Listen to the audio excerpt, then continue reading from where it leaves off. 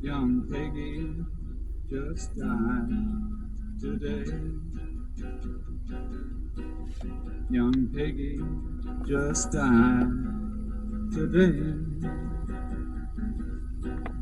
And I guess nobody even knows the case. But the way the story goes, she just ran out of clothes. No will, this world just wore the peg down. Last words, can't talk. And then she wrote, some people can't stand no rain. Some people can't stand no rain. When it's cloudy outside, you can't see the sun. But on a bright and sunny day, the people all go away, except one. Oh no, don't pity me, babe. I know I'm alright. Oh yeah, I'm alright. Don't see no tears around me. Don't see no tears around me. I don't take much stock in the things people say. I'm not saying that they're wrong. They just been standing round too long. Gone bad. Oh no, don't pity me, babe. I know I'm alright. Oh yeah, I'm alright. Can't ride my broom no more. Can't ride my broom no more. 'Cause the landlady's taken to sweeping the floor. I guess I'll go back to my place and occupy a little space. John Doe, oh no, don't pity me, babe. I know I'm alright. Oh yeah, I'm alright.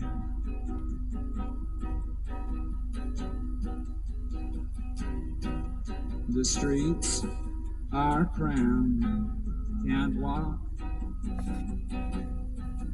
Might find somebody and talk. I can't find nobody who say boo. Guess who? 'Cause that street is paved with theirs, and everybody's putting on theirs. Can't breathe. Oh no, don't pity me, babe. I know I'm alright. Oh yeah, I'm alright. He's standing outside my door. He's standing outside my door. But he won't ring the bell, and he's just too scared to knock. And he's puzzled, and he's young, and he's doing what's already been done. One more. Oh no, don't pity me, babe. I know I'm alright. Oh yeah, I'm alright. Oh no, don't pity me, babe. I know I'm alright.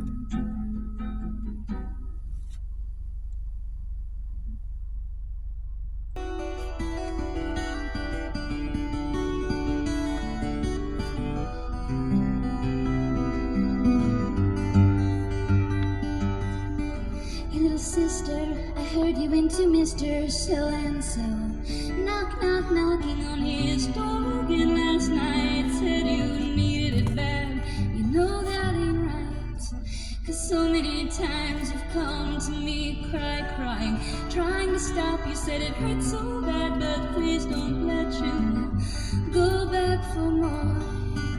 My little sister is a zombie in a body with no solo role. She has learned to play in a world today where nothing else matters, but it matters. We gotta start feeding our souls, not our addictions or afflictions of pain, to avoid the same questions we must ask ourselves to get any answers. We gotta start feeding our souls, have been lost to the millions with lots who feed on addiction, selling pills and what's hard. And I wish I could save her from all the delusions, all the confusion, of a nation that starves for salvation, but clothing is the closest approximation to God, and He only knows that drugs are all we know of love.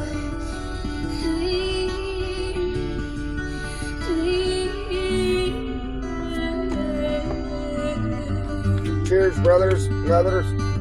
Every day we starve while we eat white bread and beer. Instead of a handshake or hug, we spill the pills and sweep them under the You will use the force to bring me My banana. little sister's a zombie in a body with no solo role. She has learned to play in a world today where nothing else matters, but it matters. Gotta start feeding our souls.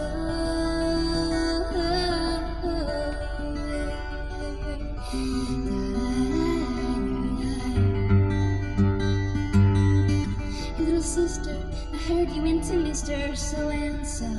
Knock, knock, knocking on his door again last night. Said you needed more.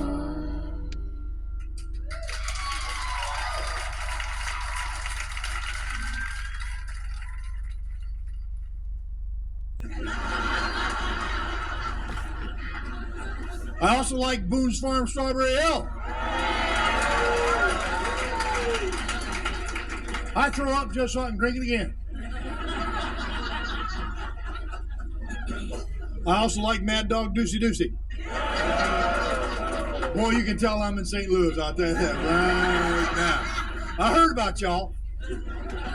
I'm going to tell you what you'll get in Illinois if you drink Budweiser, Ripple, Boone's Farm, and Mad Dog Deucey Deucey. Now, you may not get it here, but you will get it in Illinois.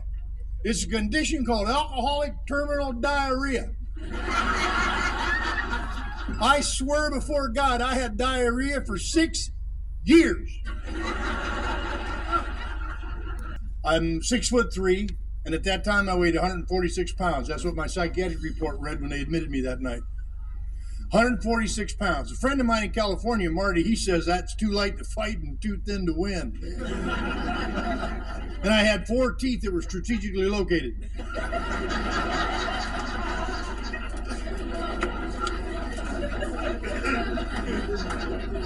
I had a body odor that even I noticed. Now, when you notice it yourself, it's bad. I had sores on my body. I don't know how that could happen so fast. But I remember it was a little after midnight following Halloween, and I heard a knock on my dumpster lid. And I was home. No trick-or-treaters. And I was alone. Some of you women have high standards.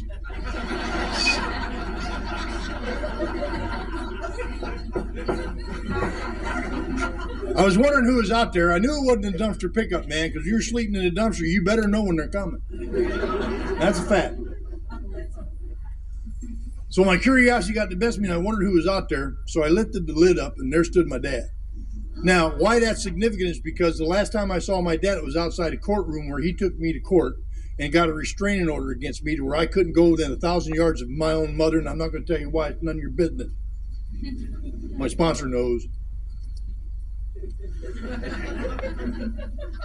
Included in that restraining order was I couldn't go near my own wife.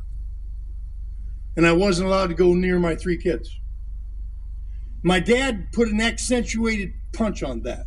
He says, now I know this piece of paper ain't going to mean nothing to you when you get drunk. So he pulled his pistol out. And he put it right to my forehead. And he said, if you violate this order, you don't have to worry about the police. Now, I knew my dad meant that. My dad was that guy. You heard about him, right? Where they warn you once, and 10 years could pass, and then all of a sudden they knock you out and you don't know why.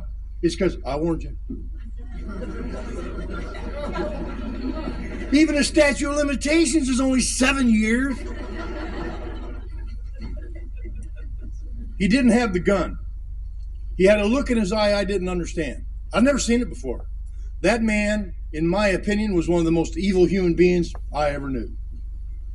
He drove truck for 32 years. He's a union rep. He's mobbed up, drove out of Chicago, drove illegal whiskey and cigarettes. It wasn't nothing for him to drive that tractor trailer in front of the house and have bullet holes be in it. And he was a madman. He'd drink that brown whiskey and beat the hell out of my mom. Then my mom would drink that tequila and beat him back up. And if they were both drinking tequila and brown whiskey, they looked for us. And me and my older brother and sister hid in the basement. We hid in the coal bin so they couldn't find us. I'm not trying to paint a bad picture of my folks, but if you grew up in an alcoholic home, you know exactly what I'm talking about. And I'm not blaming my alcoholism on them. That did not make me an alcoholic, but it put a definite spin on my personality.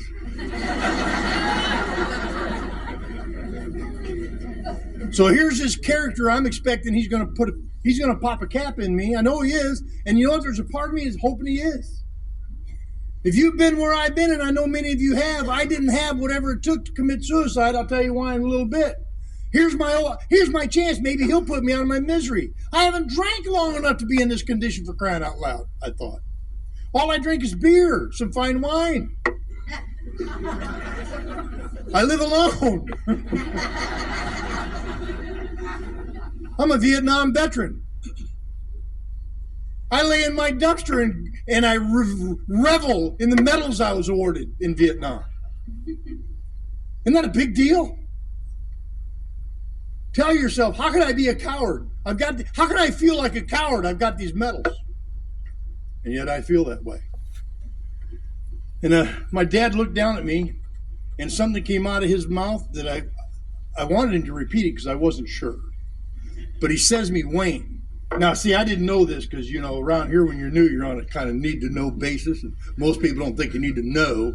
They just want you to shut up and do it.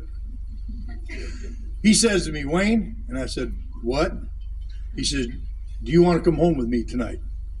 Apparently, he had gone off and joined this cult. Because, believe it or not, in 1972, those people thought this was a cult. They even had hand signs for the meeting. I mean, they weren't as open as we are. They'd say, "Are you going tonight?"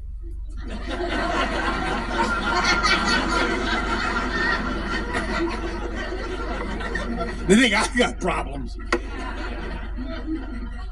But when he says, "Do you want to come home tonight?" I looked around my little room,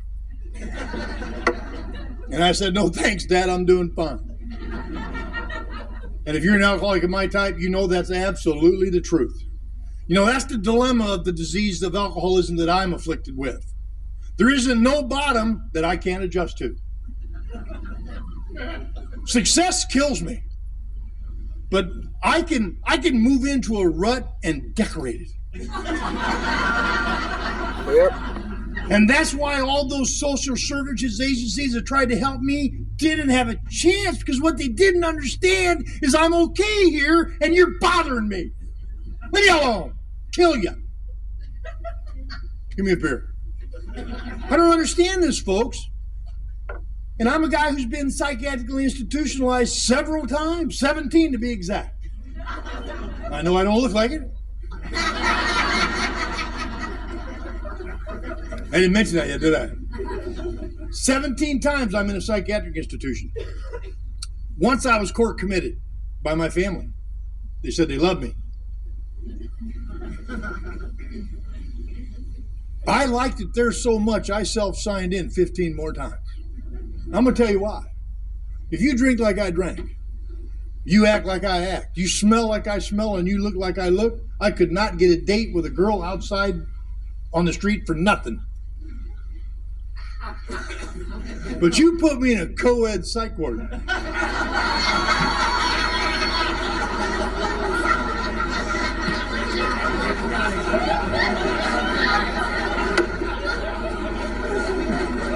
Kyle there, John, with the Kyle.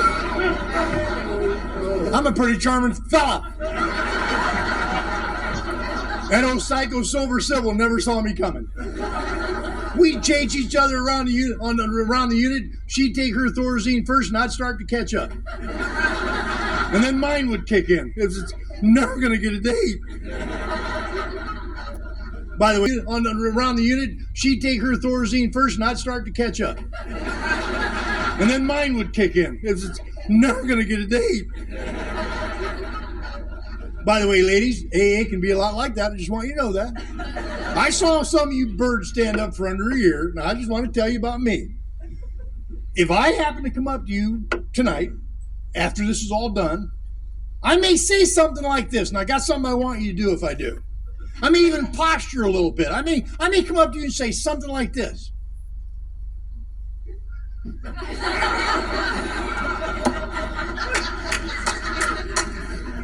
Hey.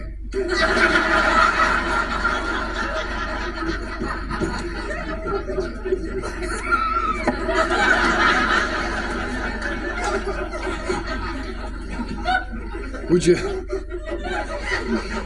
you like to go have coffee and talk about God?